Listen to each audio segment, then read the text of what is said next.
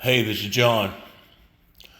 Hey, I don't mean to scare or frighten, or maybe I do. Maybe most of you or some of you need a wake up call to do things for yourself and for your family. I thoroughly believe that you honestly need to have, guns and ammo to protect yourself from something coming. Whether, of course, I'm not talking about the Lord, which that could come.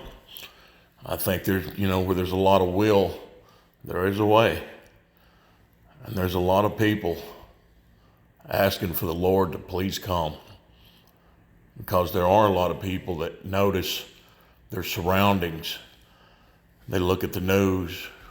They listen to their favorite station.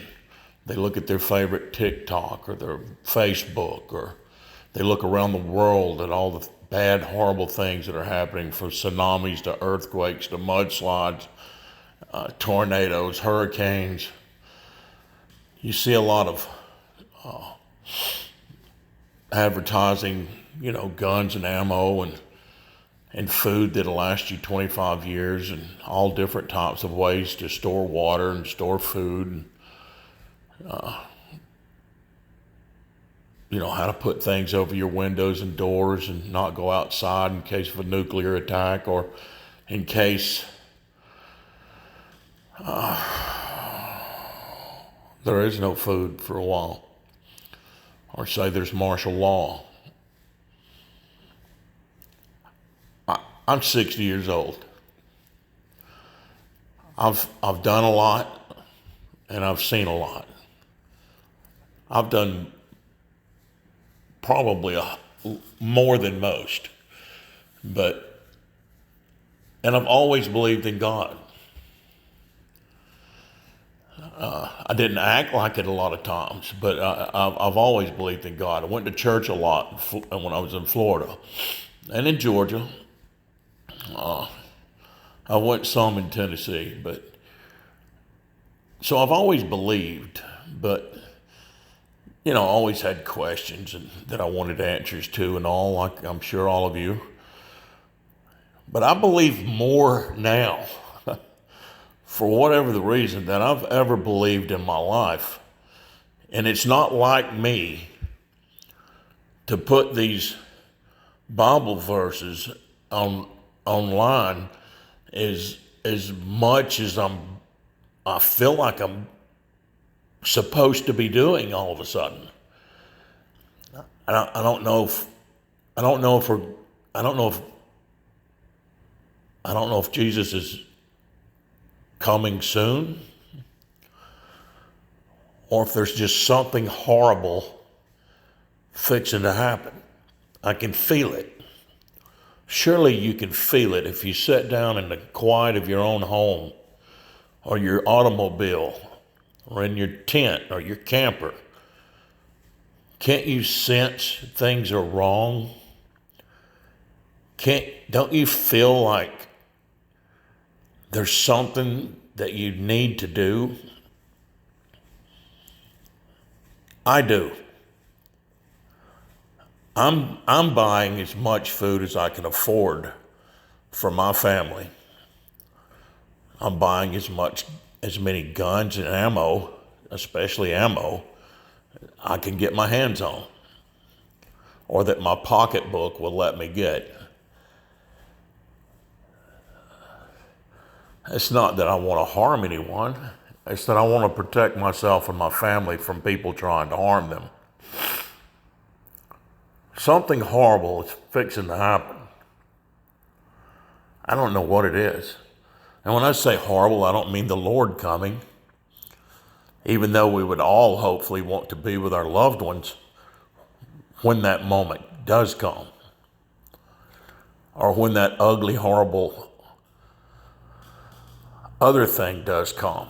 There's something going on in our government.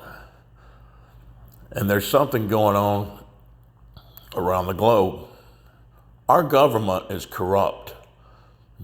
You can believe it or not. How you wouldn't believe that, I have no idea. It is the most corrupt government that we've ever had in existence. They're horrible. And they mean all of us harm. We don't count to them. And that's a very bad thing. But when I say please prepare yourself, you need to ask God for forgiveness, and you need to prepare in case you have no food, no water, and nowhere to go. I'm just telling you.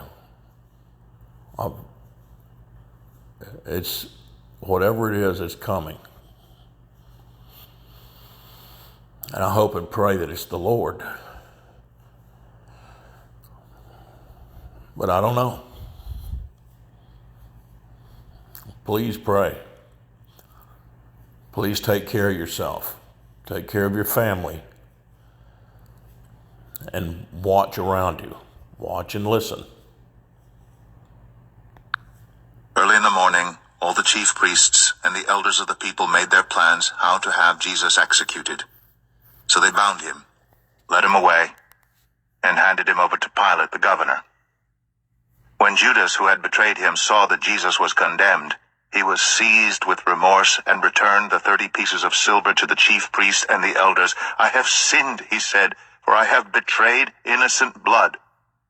"What is that to us?" they replied. "That's your responsibility." So Judas threw the money into the temple and left. Then he went away and hanged himself. The chief priests picked up the coins and said, "It is against the law to put this into the treasury, since it is blood money." So they decided to use the money to buy the potter's field as a burial place for foreigners. That is why it has been called the Field of Blood to this day. Then what was spoken by Jeremiah the prophet was fulfilled. They took the 30 pieces of silver, the price set on him by the people of Israel, and they used them to buy the potter's field, as the Lord commanded me.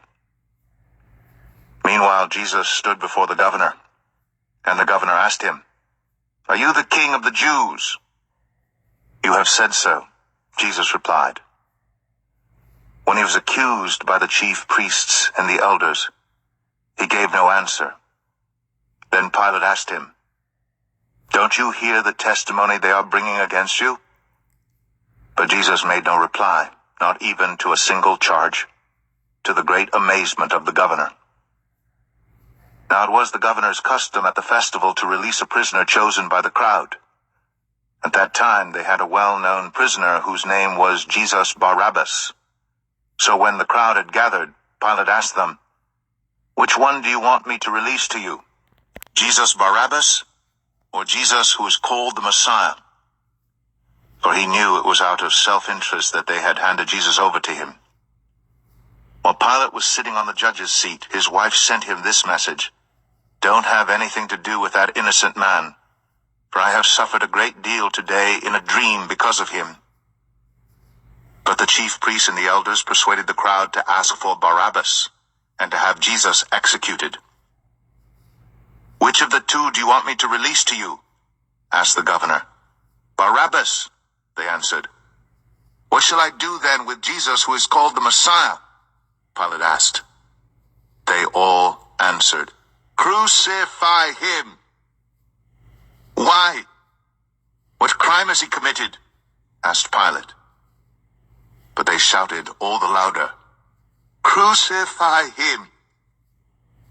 When Pilate saw that he was getting nowhere, but that instead an uproar was starting, he took water and washed his hands in front of the crowd.